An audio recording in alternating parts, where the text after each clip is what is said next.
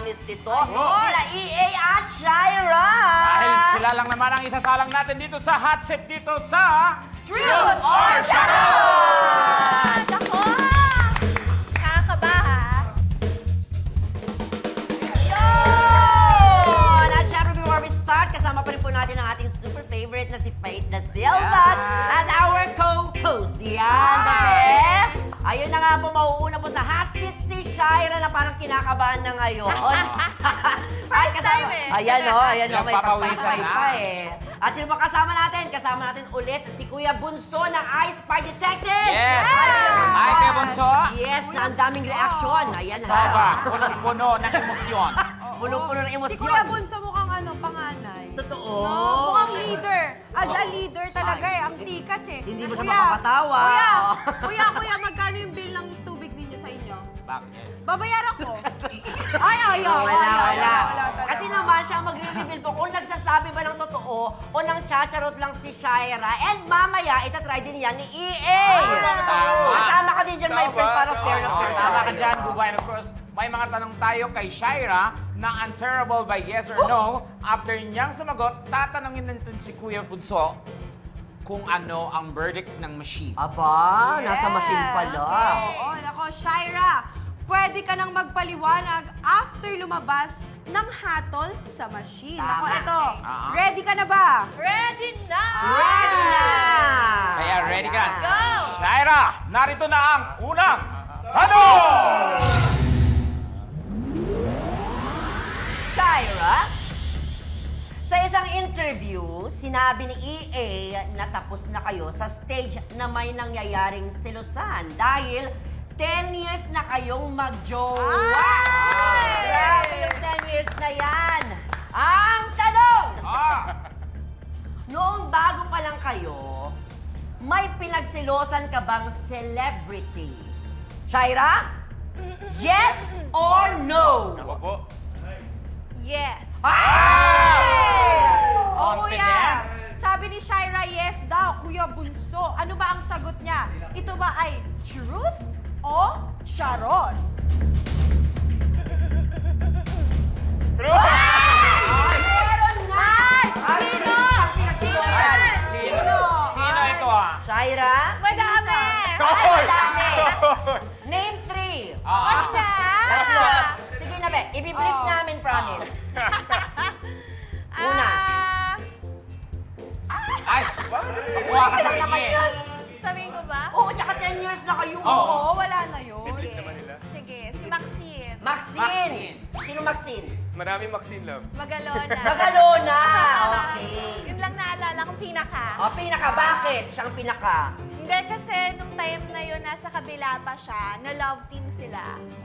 Eh, hindi ako sanay na may ka-love team siya kasi nakilala ko siya bilang solo actor lang. Tumatayo sa sarili niya, so.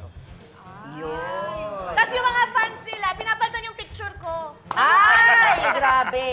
Bakit, friend, na ano ka ba? Bago mo ma-meet si Shira, nanligo ka ba nun kay ano? Hindi, wala. Maxine? Wala. Nung time na Nauna yun. si Shira. Yes, so nung time na yun, kami na ni Shai. And then sa work, nagka-love team kami. Tapos, syempre, alam mo na may love team, di ba? Talagang binibuild up, pinupush para... Sweetness and everything. Yes, o may mga BTS pa. Yes. Kaya... Oo, parang di na makahinga si Shira eh. At namumula siya ngayon, parang may... Nanginginig yung... Eh, wala sa kanya. Nanginginig yung pisngi. Sige. Ipa-intense pa natin. Shira, narito na ang susunod na tanong! Shira, guwapo at charming syempre ang boyfriend mo si EA Guzman. Alam nating lahat yan.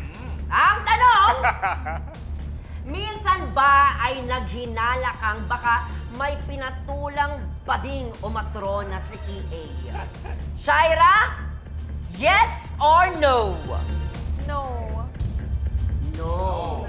Ang sabi ni Shira, no! Oo, Kuya Bunso, ano po ba talaga ang tamang sagot? Ito ba ay truth o charot? Yung sagot niya ba, truth or charot? Ayun. Hindi tama o mali. Ini ba yung game, di ba? Kaya kuya, truth or charot?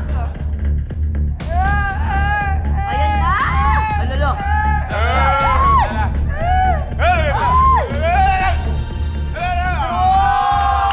Good boy, good boy, good boy! Grabe!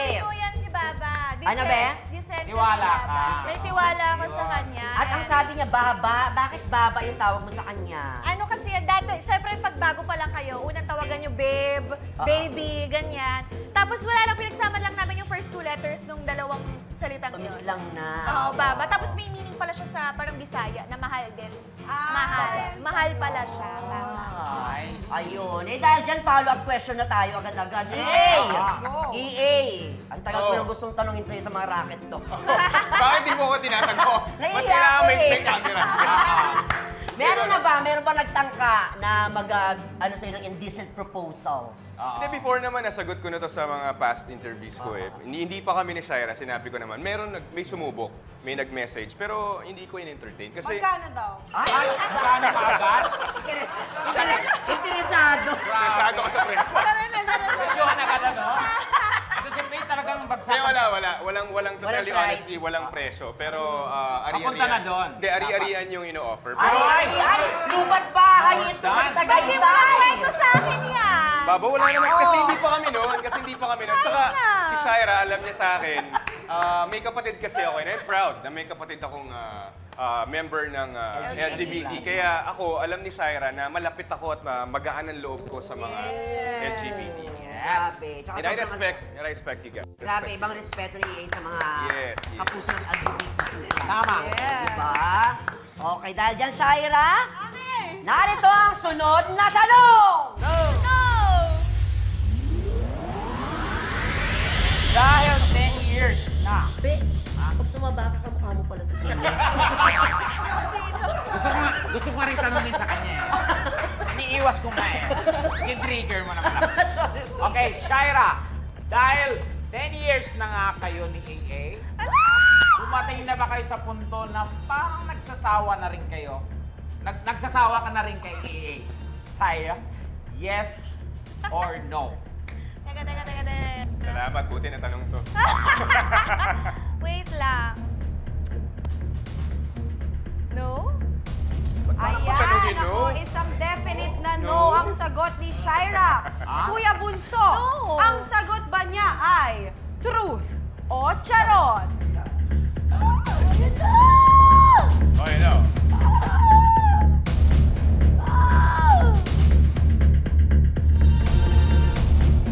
Yun! Yes! Nakakaiyak naman yun! Despite the longevity of the relationship, di ba? Ganun pa din. Dapat lang di mawala yung ganyang sawa. No! Dapat walang- Grabe, 10 Oo. years. Shaira, what's the best thing about EA naman? Kung bakit talagang after 10 years, Ganun grabe pa pa rin. rin yung Walang sawa pagmamahalan factor. ninyo. Oo. Ano siguro? Sobrang maalaga siya. Alaga. Tapos yung pagiging maalaga niya ay, ano bang tamang term doon? Yung parang hindi nawawala. Consistent. Consistent. Yes, consistent yung pagiging maalaga niya sa akin. Yun yung pinakaminahal ko sa kanya din. Ang sabi ni Ang sabi Tekla niya, doon, ano, continuous. continuous. Anong sagot mo doon? O, siya, ano naman best thing about Shaira? Na talaga man, dahil doon din nagbabago yung pag-ibig sa kanya. Si Shaira kasi yung tipo ng babae na sa kanya ko lang nahanap yung talagang pinupush niya akong to be better. Not only as a person, pero sa trabaho ko. Kasi napaka-importante yun eh. Ang hirap makahanap na isang tao na mamotivate ka everyday, magiging inspiration mo everyday, magiging reason mo kung bakit ka nagtatrabaho ng mabuti at maayos. Kasi ako, iniisip ko, nagtatrabaho ng mabuti at maayos para sa future natin. Namin. In short, siya ang pusher mo. Siya future ko. Hindi, at saka bihira yung mga ganyan ngayon dahil syempre sa mga relationships. Hindi ka ba Kasi nagkaganyan? parang ano Hindi ka ba nagkaganyan sa kanila? hindi kasi parang puro away na lang sa akin. Walang inspirasyon, puro galit ang nararamdaman. Pero hindi nga sa'yo naiyak kami doon, ah. Parang naiyak nga rin ako. Yeah. Si Kuya naiyak din. Mamaya pa na tutuloy yung luha. Tumipalo. Anytime, anyone, anyhow. Halika manood at sumigaw.